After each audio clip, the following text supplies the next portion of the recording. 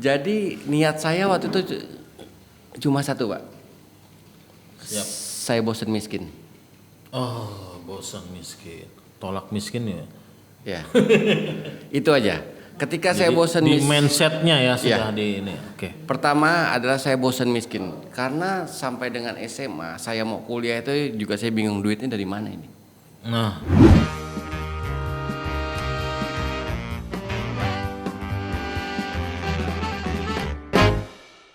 jadi semua berpikir, bukan hanya yang punya ya. Sense of belongnya ini harus ada. Ya, sense of belonging. Ya. Oke. Jadi ketika orang diposisikan sebagai karyawan, mereka hanya berpikir, adalah yang penting tanggal 25 atau tanggal 1 gue gajian. Gajian ada Ya. ada SMS ini Ya, ya, betul. masuk gitu Pak ya. Nah, saya menerapkan gini, saya menerapkan bonus itu bukan saya hitung per tahun, per bulan atau per apa. Ketika di hari itu pelanggan banyak, di hari itu klien Langsung. banyak, itu saya langsung kasih cash. Oh, tuh luar biasa ini Ya. pengalamannya Bapak. Jadi kekeluargaan ini terikat gitu, dan saya ketika saya jalan, saya nonton dengan keluarga, saya makan sama keluarga, kadang-kadang juga saya ajak mereka, ya posisinya bukan sebagai karyawan, ya sebagai teman. Ketika kita sama karyawan, sebagai mitra kerja, sebagai teman, sebagai orang yang sama-sama bekerja mengelola bisnis, maka etos kerjanya akan berubah. Tapi ketika dia berpikir bahwa saya karyawan, dia akan menghitung secapek-capeknya gue kerja nih paling gajinya mentoknya segini. Iya. Kayaknya terjawab nih. Ya. Kembali lagi ke ya memang kan ada hubungannya dengan konsisten ya Pak ya, dari strategi usahanya. Ini kembali lagi di masalah perizinan ya Pak ya. Mungkin kembali ke masalah perizinan untuk UKM-UKM yang mau naik kelas. Ini perlu disimak nih. Nanti kalau mau ditanya monggo. Ya. Kalau mau nanya lebih lanjut, DM juga boleh. Boleh. Ya. Oke. Langsung DM Ya. dengan beliau nih. Ya jadi Keren. kalau berbicara soal Di mana nih Pak ininya? Kalau mau DM langsung ke mana nih? di Instagram. Taufan Asari. Taufan Asari. Ya, oke. Taufan Asari, siap. Nah, jadi ketika kita berbicara UKM naik kelas, yang tadi saya katakan bahwa suatu usaha, suatu bisnis itu harus didasari oleh namanya legalitas dan perizinan. Orang kebanyakan ketika mau bisnis, mau ngurus perizinan, berpikirnya soal pajak. Betul Pak. Ya.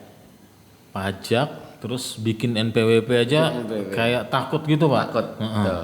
Gimana nih?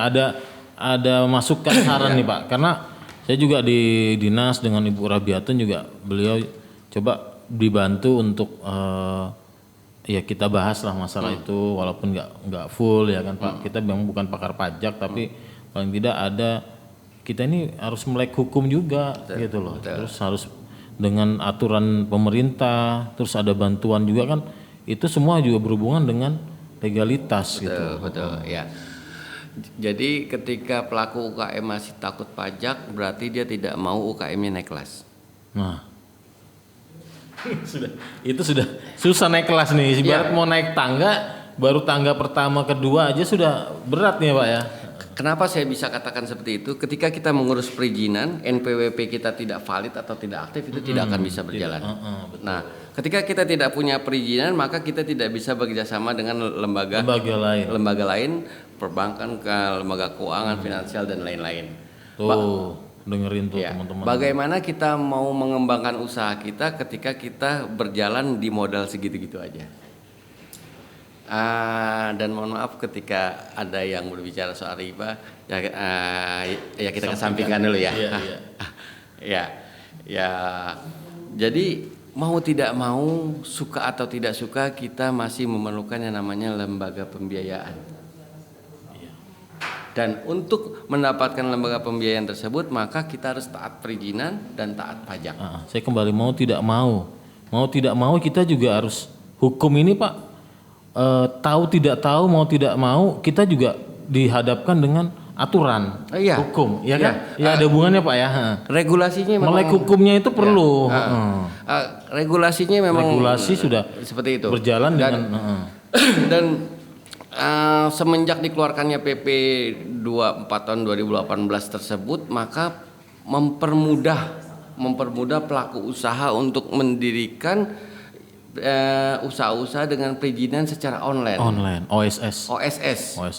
Dipermudah, memang saya juga pernah bantu beberapa, itu memang mudah Pak. Mudah sekali. Yang penting pertama adalah NPWP-nya valid, kembali lagi ke pajak. Yang penting NPWP pribadi kita valid, maka kita mengakses OSS itu akan lebih mudah. Gitu. Nah, jadi sekarang kenapa sih kita harus bayar pajak? Kenapa sih kita harus bayar kita ngurus OSS izin. Ya, perizinan? Karena itu adalah suatu core atau suatu dasar pemerintah atau Pemkot atau apalah itu namanya mendata. Jadi dasar apa? Kita UKM teriak-teriakan ya, wah mana bantuan Pemkot, wah mana bantuan pemerintah untuk UKM, tapi UKM-nya sadar atau enggak? Gitu. Jadi jangan aji mumpung aja ya berarti ya. Kita minta hak kita tapi kewajiban kita belum. Ya. Hak dan kewajiban kan semuanya kan harus balance. Tapi kalau dari pandangan Bapak ini beberapa lama ya sudah dari pandemi ini kan banyak bantuan pemerintah nih Pak. Tapi ada berapa persentasenya naik nggak Pak dari mungkin dari tidak tahu terus mulai cari tahu atau gimana tuh Pak? Pernah ada mungkin melihat kondisi sekarang itu seperti apa nih Pak? Ya.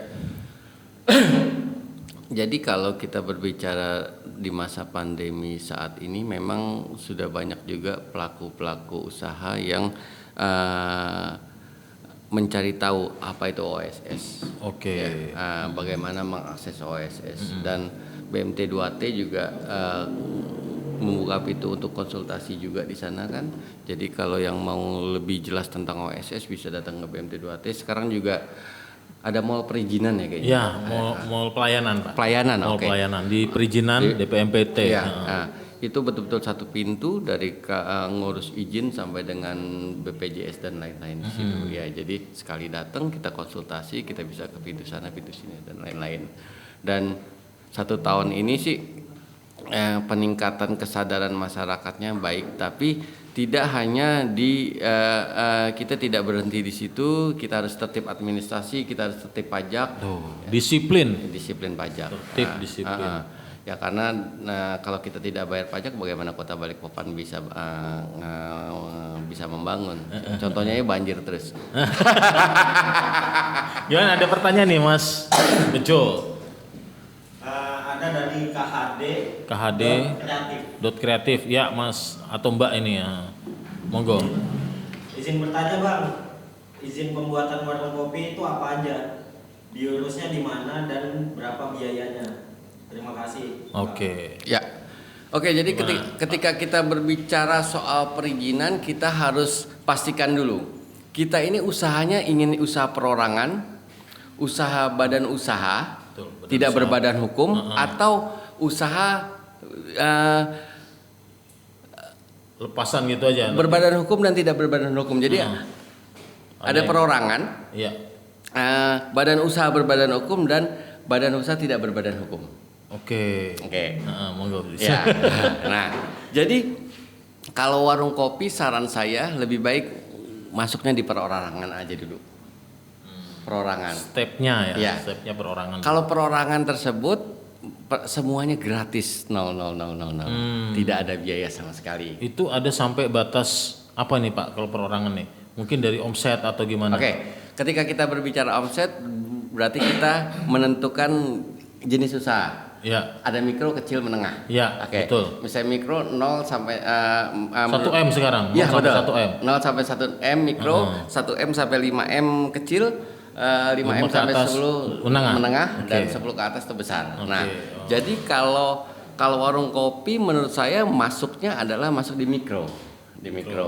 Dan para pelaku usaha warung kopi ya silakan datang ke BMT 2T untuk koordinasi bidang usahanya, dan itu tidak dipungut biaya sepeser pun, gratis semuanya. Dan di OSS itu nanti akan nyambung untuk ke BPJS, ke NPWP apa segala macam. Iya. Nah itu yang harus di ini Pak ya mungkin dibayar untuk BPJS kan untuk pekerja Pak. Ya. Nah Makanya pelaku-pelaku UKM yang baru lulus SMA atau segala macam punya email tuh jangan email lebay gitu loh. Kebanyakan mau sok-sokan pakai alamat email tuh yang lebay-lebay gitu. Contoh atika.cantik@gmail kan gila lucu gitu loh. Iya. Ya kita kalau mau usaha ya minimal kita memposisikan diri kita sebagai pengusaha dan membuat branding diri. Branding diri dulu nih. Branding diri siapa sih kamu? Dan saya sampai dengan hari ini urusan email, nomor telepon itu saya maksimalkan yang betul-betul berkarakter gitu loh. Ya misalnya email saya dari tahun 2004-an itu taufanasari@gmail.com sampai dengan saat ini. Itu bagian dari konsisten juga. Iya betul. Jangan diganti-ganti. Hendra ganteng dot apa segala macam underscore. Ya. Nama saya kan Leo Wahyu nih. Ya oke. Tapi emailnya Cah Bejo official. Gimana tuh? Apa? Namanya Leo Wahyu. Iya. Wahyu. Tapi emailnya Cah Bejo official. Cah Bejo official. Nah kan Cah Bejo kan Cah Bejo nama panggung. Artinya kan iya, nama panggung ya. Amin Bang. ya silakan. Lebih baik kalau kita mau membangun branding kita buat emailnya berdasarkan usaha yang kita buat. Contoh kan di IG-nya kan petualang ya. Ya, petualang podcast Ya, petualangan podcast ya. Di brand aja tuh petualangan podcastnya gitu loh. Jadi kita harus konsisten, jangan apa namanya IG-nya petualang podcast, emailnya Cah Bejo, bingung orang gitu. Iya betul. Iya, saya IG saya Taufan Asari, email saya juga Taufan Asari, semuanya Taufan Asari. Siap. Nah jadi branding kita tuh ketika sudah nyangkut itu sudah nggak diragukan kan. Sekarang kan kaum milenialnya kepo ya, kepo. Kalau lihat IG, lebay gitu ya, lihat emailnya apa segala macam dan ini juga menyimpang dikit ya. Menyimpang dikit dan bocoran juga bahwa sekarang HRD perusahaan itu ketika mau menerima karyawan itu dia melihat IG dan Facebook kita loh. Emailnya juga ya. Emailnya juga. Karakter kita seperti apa tuh sebenarnya tuh sudah terlihat di IG kita. Kita seorang berandalan, kita seorang kiai, kita seorang perampok, kita seorang itu terlihat kok.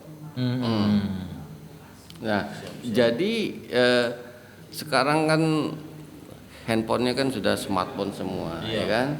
Ya berpikir smart lah, gitu lah. Smart. Ya. Tapi gini Bang, misalkan kan saya Cah Bejo nih. Bejo itu kan karakter. Jadi di IG itu punya karakter juga. Bukan sebagai saya, gimana tuh? Nah, beda kan? Di luar bejonya. Ya. Ya oke, jadi kan ada dualisme nih.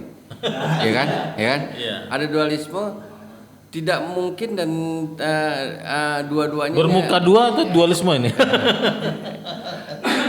Ya, kita dalam satu orang tidak bisa menimbulkan dua karakter dong. Ya kan gitu. Iya, maksudnya saya yang di rumah sama di media sosial beda. Karena Bejo ini karakter, oke. Ini Pak, contoh salah satu milenial nih Pak. Iya. Gak apa-apa, tapi jangan terlalu banyak di situnya kita ini. Iya, monggo Pak. Iya. Ya ini sudah punya karakter dia nih. Dia karakter dia. Tapi kalau saya nilai sih memang nggak berani muncul gitu Pak. Harusnya kan misalnya namanya si A, ya emailnya juga si A juga. Iya gitu.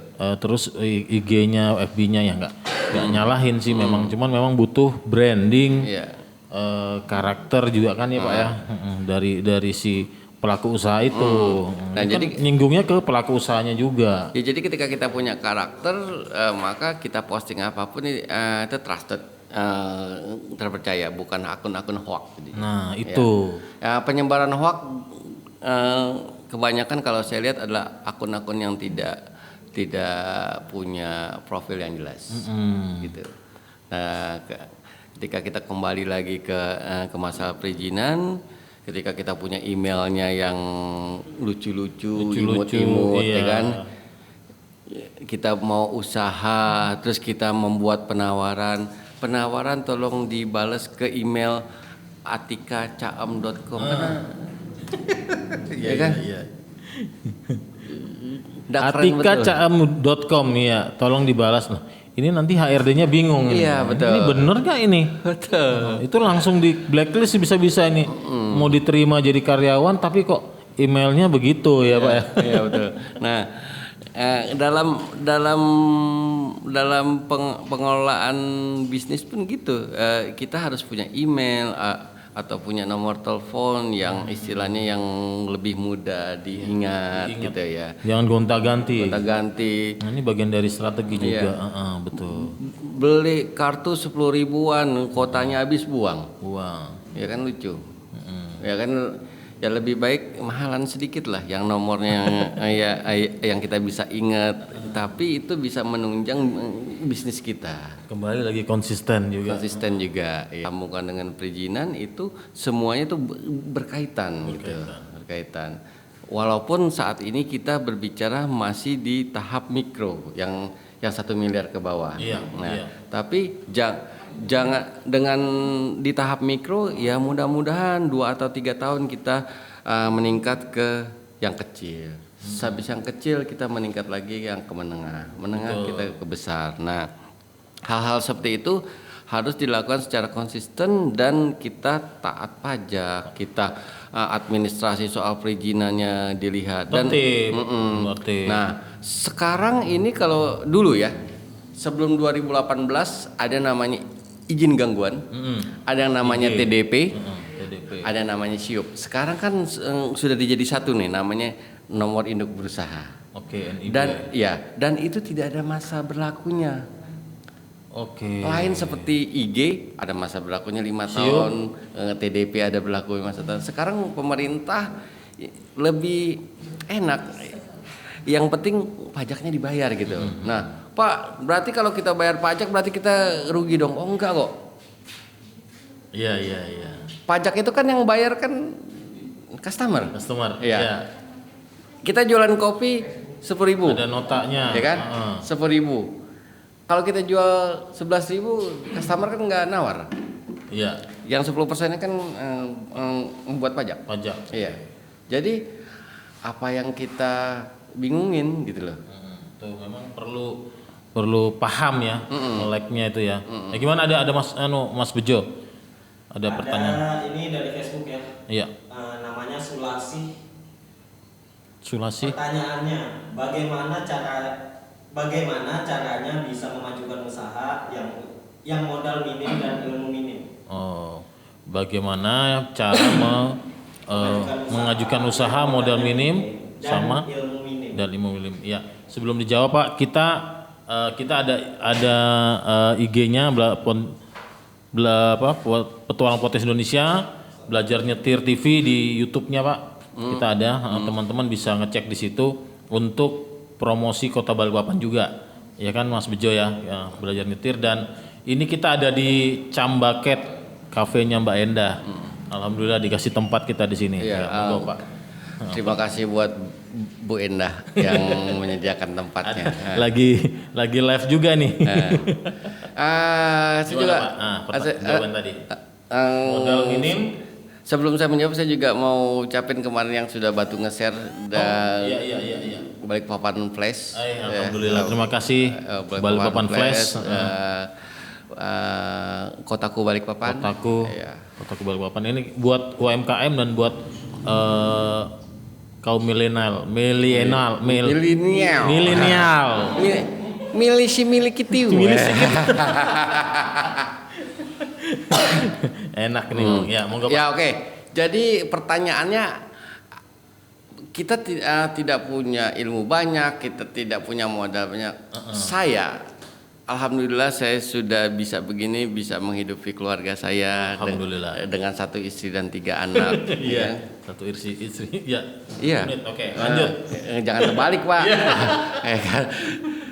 Nah, jadi niat saya waktu itu cuma 1, Pak. Siap. Saya bosan miskin. Bosan miskin. Tolak miskin ya. Ya. Itu aja. Ketika Jadi saya bosan di mindsetnya ya sudah Iya. di ini. Oke. Pertama adalah saya bosan miskin karena sampai dengan SMA saya mau kuliah itu juga saya bingung duitnya dari mana ini.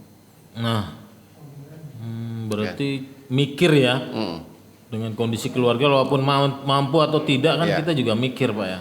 Duitnya dari mana nih buat biaya nih? Saya lahir sampai dengan remaja saya di Jakarta dengan kehidupan keras yang senggol bacok. Oh, senggol bacok bahaya. Yang hari-harinya tawuran, tapi buat makan juga kita masih mikir. Dan saya mau keluar dari zona itu gitu loh.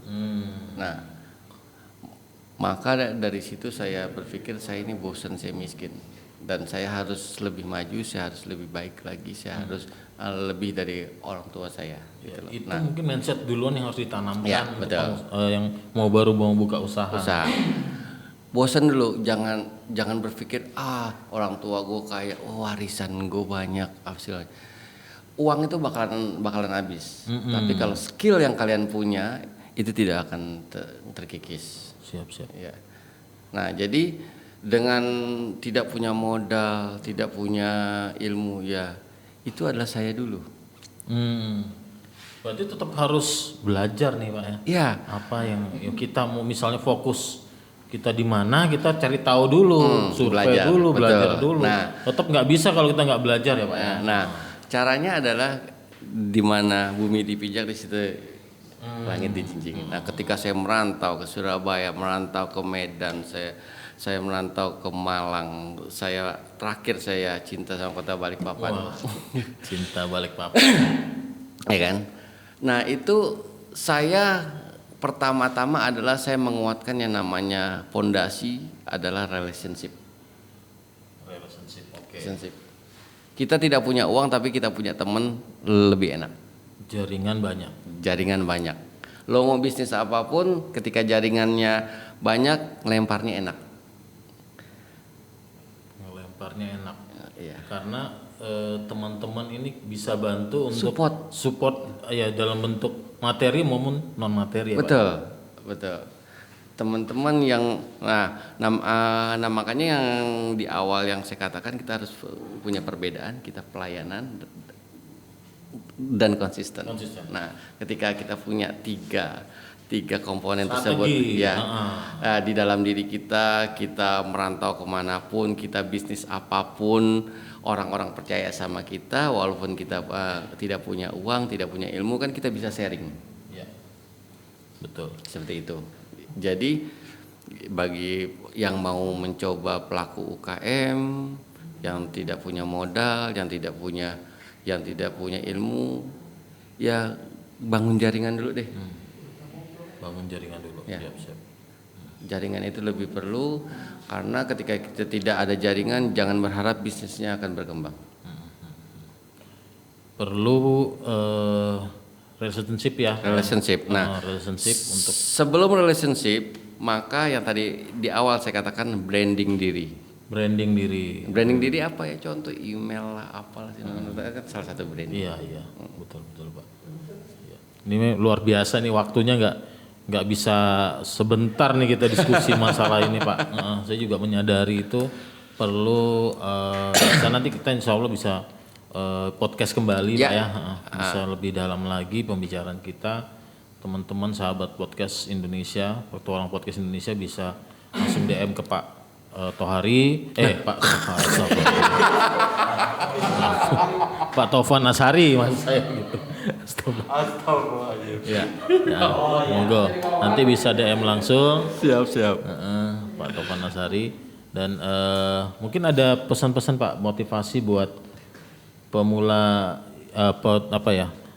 UKM pemula atau pemuda Balikpapan ini Pak. Monggo. Ya, saya bukannya berpesan tapi saya sedikit sharing aja ya, sharing. Jadi ketika pelaku UKM mau memulai usahanya itu jangan pernah takut untuk melakukan karena gagal itu biasa. Kalau tidak ada gagal tidak ada kesuksesan. Jangan takut gagal. Kalau kita nggak gagal kita nggak tahu kita salahnya di mana. Tolak ukurnya ketika kita tidak pernah gagal, kita tidak pernah jatuh, kita tidak pernah merasakan bagaimana sakitnya. Oke. Sahabat Petualang Podcast Indonesia bisa menyimak di Belajar Nyetir TV. Monggo ini kita. Kalau mau DM langsung ke Pak Tohari sekali lagi, monggo. Alhamdulillah. Taufan Asari. Ya. Pak Taufan Asari. Pak Taufan Asari maaf Pak. Ya, monggo. Kita masih insya Allah ada cari waktu kembali Pak ya. Siap. Ya mudah-mudahan nanti bisa DM ke Petualangan Podcast, tema apa aja yang mau kita bahas, ya mau kita bikin lewat Zoom juga boleh Ya. dan lain-lain. DM aja ke Petualangan Podcast ya. Ya, betul Pak. Bisa. Terima kasih banyak waktunya Pak. Siap, sama-sama. Pak Enda, makasih banyak waktunya dan teman-teman semua yang hadir di sini dan yang mengikuti live kita hari ini di IG. Alhamdulillahirrahmanirrahim. Acara kita selesai Pak. Nanti insya Allah kita nyambung lagi. Oke. Saya Mufti Wicaksono dari Dinas Koperasi UMKM dan Perindustrian Kota Balikpapan bersama Belajar Nyetir TV dan Pak Taufan atau Pak Nasari. Mohon maaf apabila ada hal-hal yang tidak berkenan. Kembali lagi nanti kita ketemu di waktu yang akan datang. Terima kasih. Wassalamualaikum warahmatullahi wabarakatuh. Waalaikumsalam warahmatullahi wabarakatuh. Saran saya, ketika ada klien kita sediakan kopi yang standar, tetapi seperti di warung-warung bakso atau di warung ada kopi tambahan, ada gula tambahan, ada susu tambahan.